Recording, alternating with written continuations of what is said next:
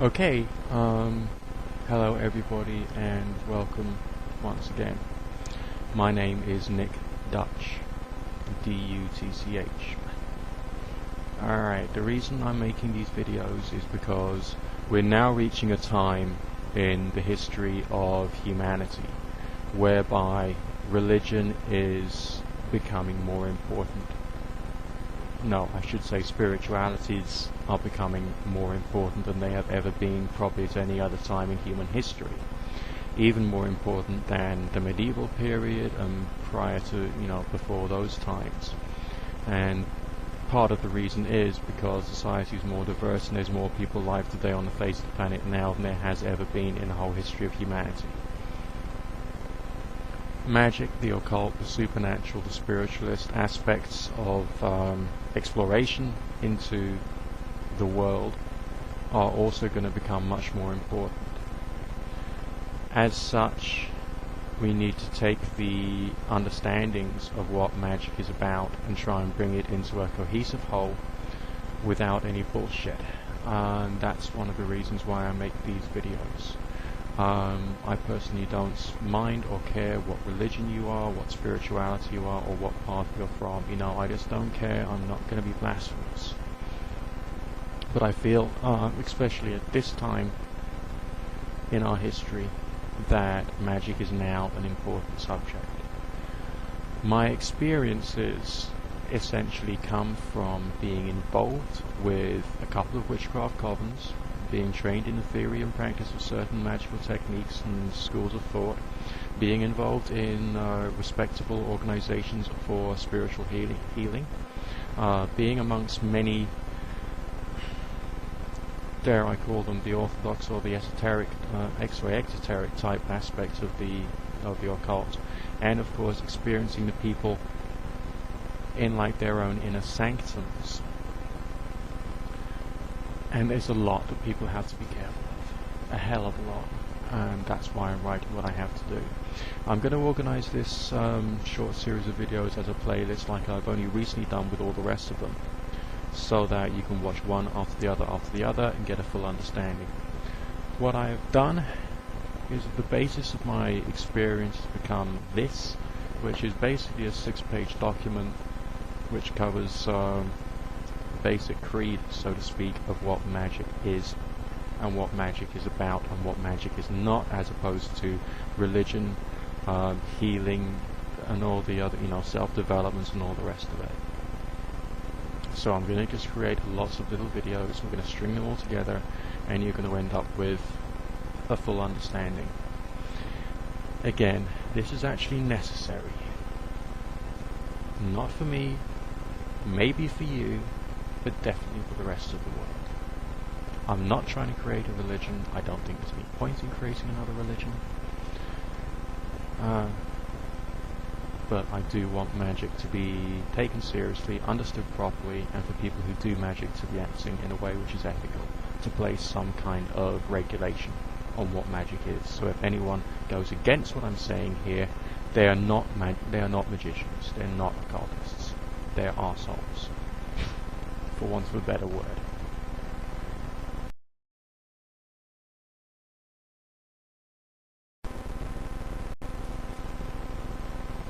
We define a magical act as an act that is an attempt to be miraculous and to create phenomenon that goes against the Newtonian model of the world.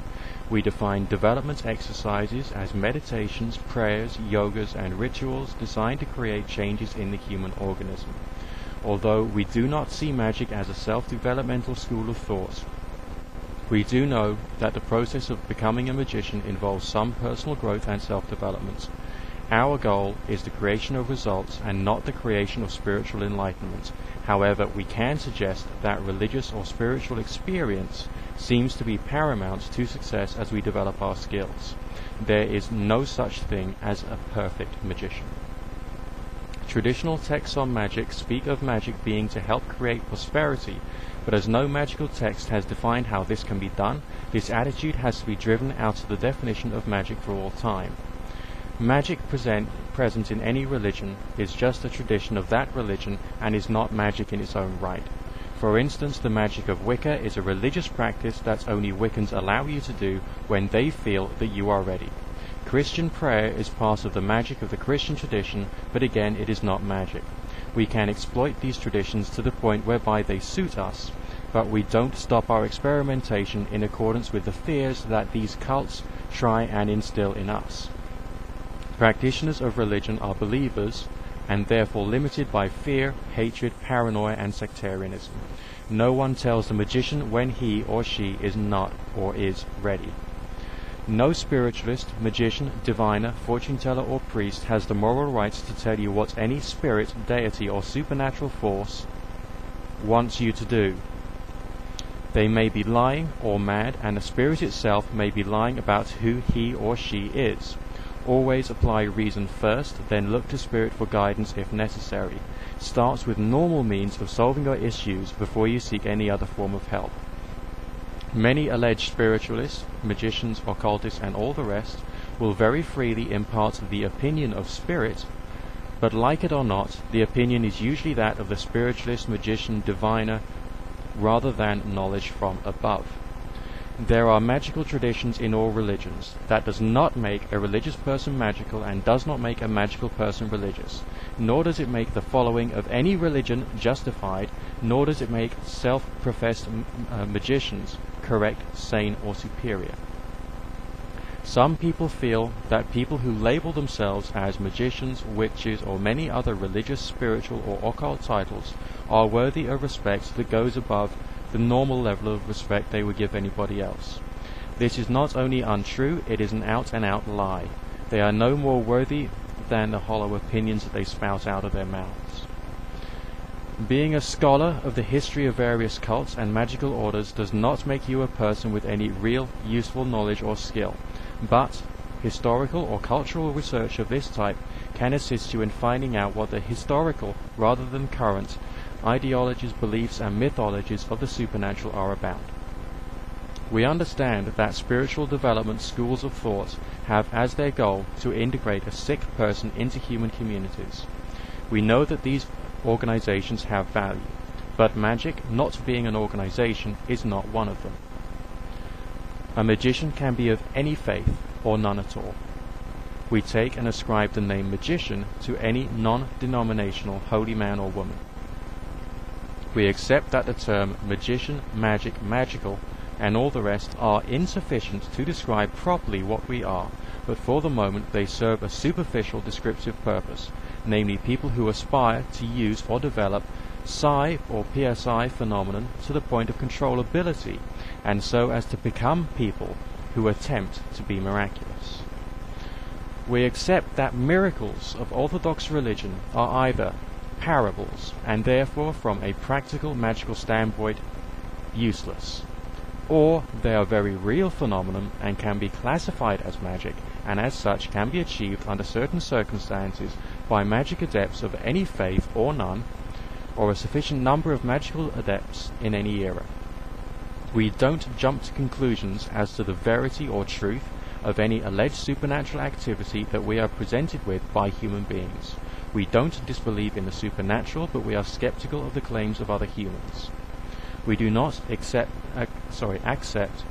any concept of positive or negative, good or evil, but we can say that due to the nature of a certain person, a certain influence might be harmful to their survival, and therefore we can do them good through seeking to assist the individual in their survival. Magic is not a religion. The author of this essay has no intention of creating yet another religion in this world, as there are too many already. Although we shun the creation of even more faiths and cults, as religion is predominantly an expression of human neurosis, necessary but maybe undesirable. I do not wish to enter into a debate about that at the moment.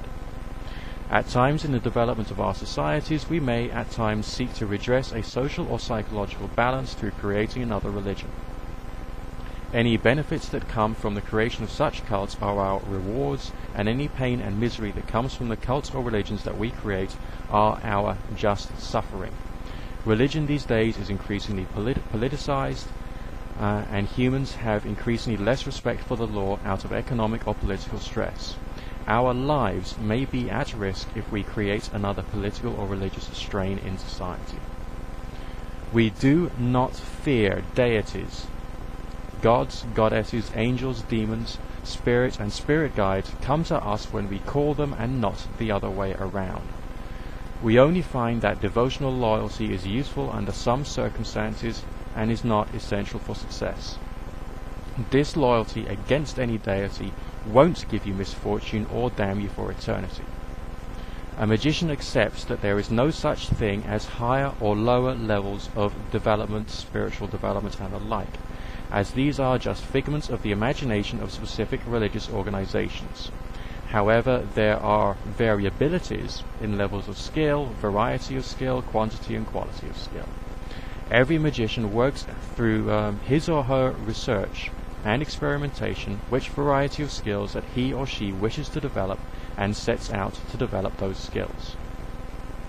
A magician does not care for any religious debate, as all religious debate is debate in a circle. Religious debates can arouse such resentment, hatred, stress, paranoia and fear as to render the magician either powerless or to upset to the point of madness.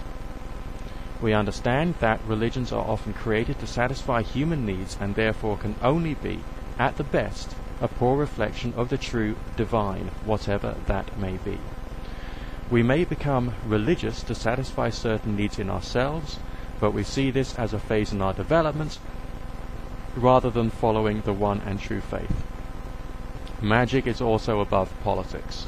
Magic in its purest sense is without culture and supports nothing at all. It is not a code for moral development.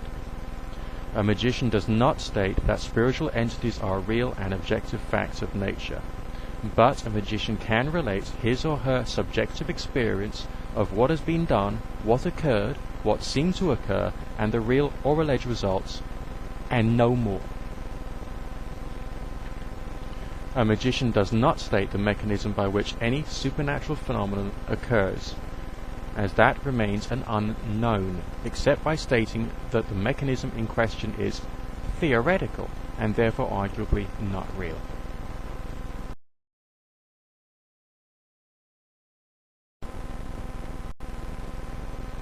A magician cannot and should not state that theory or any model of the supernatural world is reality.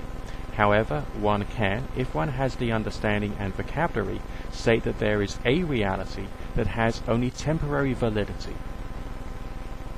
We accept that there are certain models of the way that the supernatural world seems to operate under certain circumstances. We do not see them as facts for the purposes of our operations, but merely useful. For instance, at times it seems that there is but one consciousness in the world and that humans are merely condensed cells in its brain. Therefore every creation of the human mind, be it fantastical or a personification of events, sociological, psychological, religious or spiritual, exists in some seemingly real manner, and can be called upon in the form of an entity or spirit through carefully designed prayer, meditation and ritual. We only accept this worldview during our magical activities, and not before and not after. We theorize that beings exist in this global and possibly universal consciousness directly proportional to the quantity of belief or exposure that the minds of humans have had to these ideas. A god of war may exist, for instance, due to the quantity of war on the face of the planet. Angels, demons, and dragons seem to exist due to their appearance in literature, religion, sci-fi, and folklore. At times they may be physically bound to a location, object, or person, but at other times they may be free roaming and can be called upon at will. We assume that these beings can create that which is of their own nature and affect that which is of their own character and rank. For instance, a goddess of cats can communicate more readily with little Moggy than a goddess of elephants.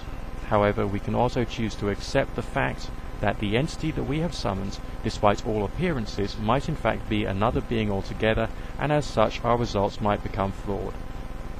Under those circumstances, we accept that improvements in our ritual preparation might be in order. We also state that it is difficult for us to ascertain whether these entities are in our own minds and only exert a force via psychosomatic psychokinesis, or have any separate existence at all. It's purely theoretical. However, we treat them in ritual and meditation as if they were separate. All fictional entities in this respect are essentially real when the magician chooses to care for them.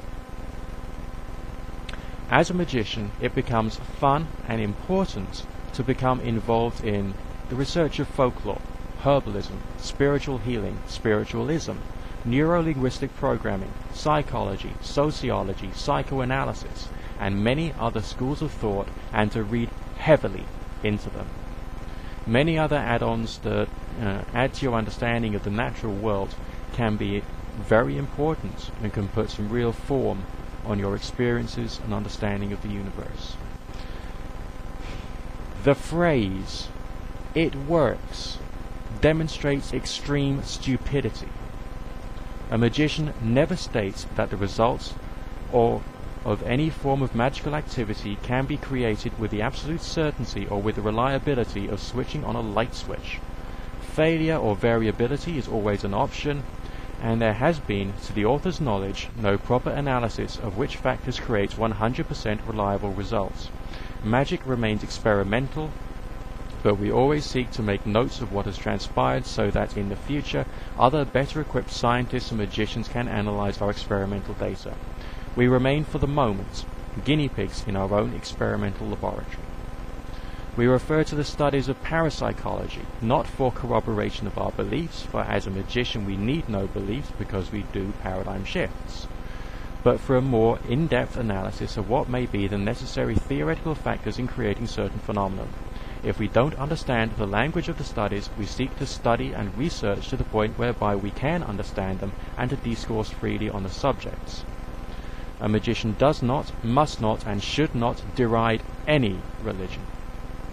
But the magician can propose other points of view that a more extremely dogmatic religious person might need to hear. Whether your assessment that the religious person does actually need to hear what you are trying to tell them is correct or not is up to you.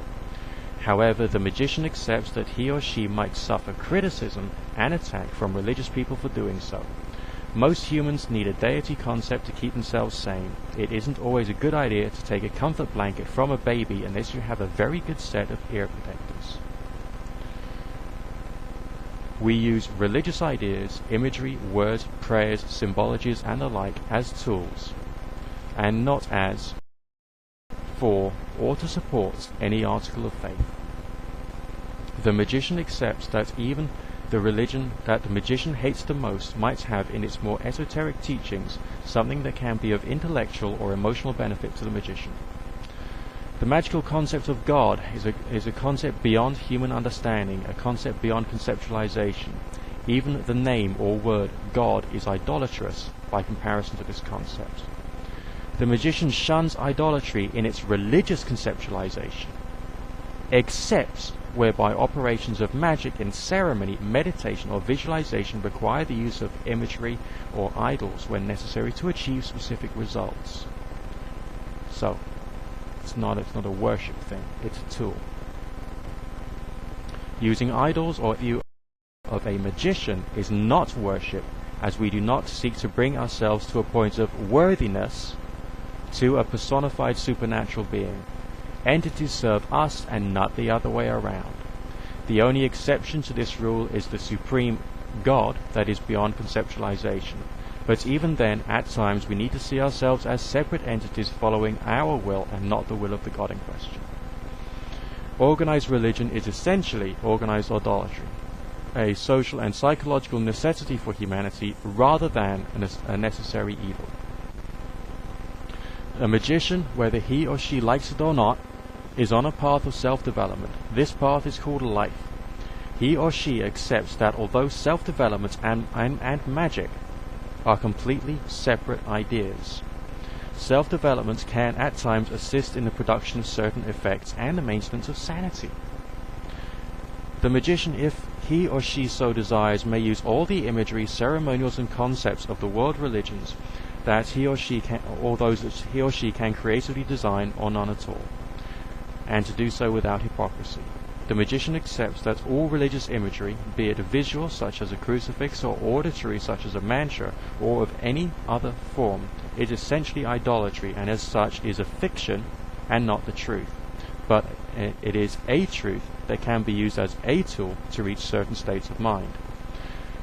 Practical exploration of different states of mind is to be encouraged. The magician accepts that altered states of consciousness are vital for the development of any supernatural effects. These states are created by prayer, meditation, and a wide variety of religious and occult practices. We are encouraged to experiment, as there is no hard and fast method to reliably create specific results. We research all the methods spoken of by religious, magical, and spiritual groups and build our world of views based upon experience, and have the humility to realize that at times we can be wrong. The psychic developmental exercises that are part of magic are very much about creating changes in the brain and the body of the magician to the point whereby eventually one can say that the magician is a separate type of human individual with different brain functioning, different connectivity between body and mind, and as a result of the development, possession of strange abilities and perceptions that normal individuals do not possess. We explain this rationally by the natural and testable phenomenon known as neuroplasticity. We agree that over time, natural science may come to understand these changes in accordance with similar testable methodologies.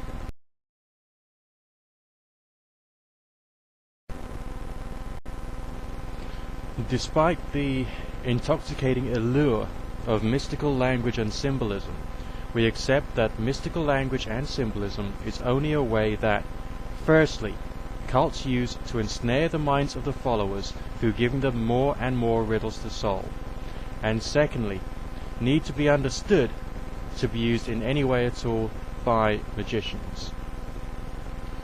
One might also argue that the language of mysticism is there to deliver a specific change in a person through making that person follow the levels of change as described by the language of the mysticism. However, that has implications of loss of personal freedom, and as such should be discouraged.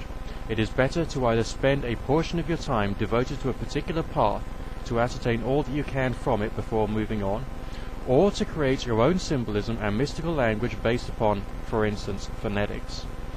And another useful method is to perform extensive research into the theories behind the creation of symbolism first, before you get involved in the study of any symbolism. Our most important defences against insanity and social persecution is complete and utter adherence to all the social norms and laws of our society and culture, a good education, and the humility to accept that whatever our views, there may be something wrong with them. To find that which is incorrect and wrong, and to work on self-improvement and magical improvement, is part of our lives. The purpose for us in getting a good education is to learn how to think for ourselves, without which we would just be a puppet for someone else to control at their whim. However, many do get a postgraduate education without thinking what the education was trying to teach them.